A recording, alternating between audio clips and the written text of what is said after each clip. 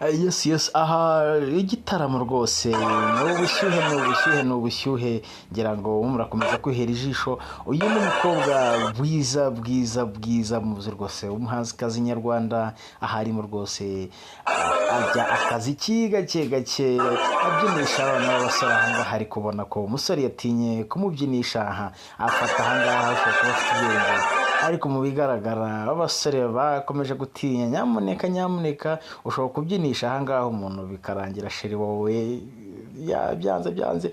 Ari naho Anita Pendo nawe ahita yinjira ikibuga, yifata undi mutipe yabona agasigaye wenyine ngaho nguko rero. Umuziki abasore rwose, nyamuneka abatipe ngenda nabakunze, ariko urabona ko ibikorwa byo bashaka kubabyinisha ibigwatira ibiki n'ibiki rakasha. Abahungu bo nta gahunda bifitiye rwose yo kuba bababyinisha wapi rwose, wapi. Ari naho bahisemo gukora ishenti rero, ngira ngo urabona ikirogo rwose wihitiyemo ibintu bisanzwe, apana ibintu byo kubabyinisha no gwatira rwose bidafite gahunda, bidafite pfo na ruguru. Hatubwira tuvuge n'icumokera ari nako ndetse na Anita kumubyinisha, afata ahangaha ushobora kuba afite ubwenge, ariko mu bigaragara abasore bakomeje gutinya. Nyamuneka ushobora kubyinisha ahangaha umuntu bikarangira sheri wowe byanze. Ari naho Anita Pendo nawe ahita yinjira ikibuga, yifata undi mutipe yabona agasigaye wenyine ngaho nguko rero. Umuziki abasore rwose, nyamuneka abatipe ngenda nabakunze, ariko urabona ko ibikorwa byo bashaka kubabyinisha ibigwatira ibiki n'ibiki rakasha. Abahungu bo nta gahunda bifitiye rwose yo kuba bababyinisha wapi rwose, wapi. Ari naho bahisemo gukora ishenti rero, ngira ngo urabona ikirogo rwose wihitiyemo ibintu bisanzwe, apana ibintu byo kubabyinisha no gwatira rwose bidafite gahunda, bidafite pfo na ruguru. Hatubwira tuvuge n'icumokera ari nako ndetse na Anita kumubyinisha, afata ahangaha ushobora kuba afite ubwenge, ariko mu bigaragara abasore bakomeje gutinya. Nyamuneka ushobora kubyinisha ahangaha umuntu bikarangira sheri wowe byanze. Ari naho Anita Pendo nawe ahita yinjira ikibuga, yifata undi mutipe yabona agasigaye wenyine ngaho nguko rero. Umuziki abasore rwose, nyamuneka abatipe ngenda nabakunze, ariko urabona ko ibikorwa byo bashaka kubabyinisha ibigwatira ibiki n'ibiki rakasha. Abahungu bo nta gahunda bifitiye rwose yo kuba bababyinisha wapi rwose, wapi. Ari naho bahisemo gukora ishenti rero, ngira ngo urabona ikirogo rwose wihitiyemo ibintu bisanzwe, apana ibintu byo kubabyinisha no gwatira rwose bidafite gahunda, bidafite pfo na ruguru.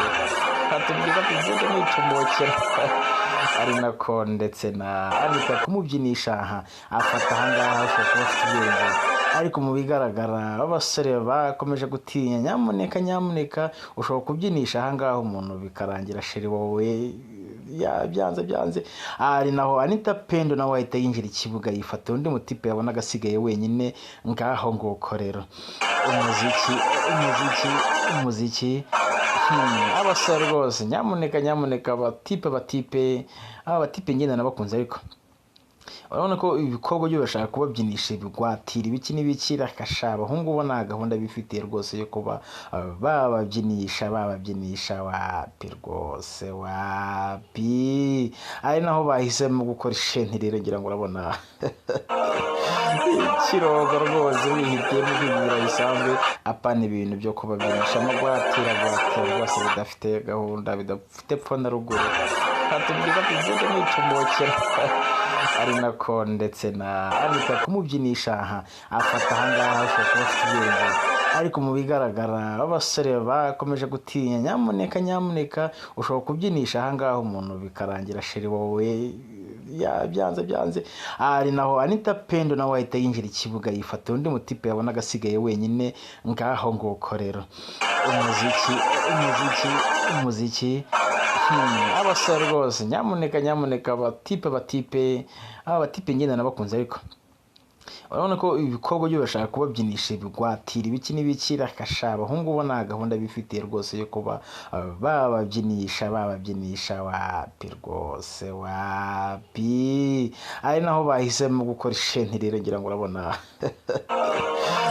ikirogo rwose wihitiyemo ibintu bisanzwe apana ibintu byo kubabyinisha amagwatira rwose bidafite gahunda bidafite epfo na ruguru hatubwira tuvuge n'icumokera ari nako ndetse na Anita kumubyinisha afata ahangaha ushobora kuba afite ubwenge, ariko mu bigaragara abasore bakomeje gutinya nyamuneka ushobora kubyinisha ahangaha umuntu bikarangira sheri wowe byanze ari naho Anita Pendo nawe ahita yinjira ikibuga yifata undi mutipe yabona agasigaye wenyine ngaho nguko rero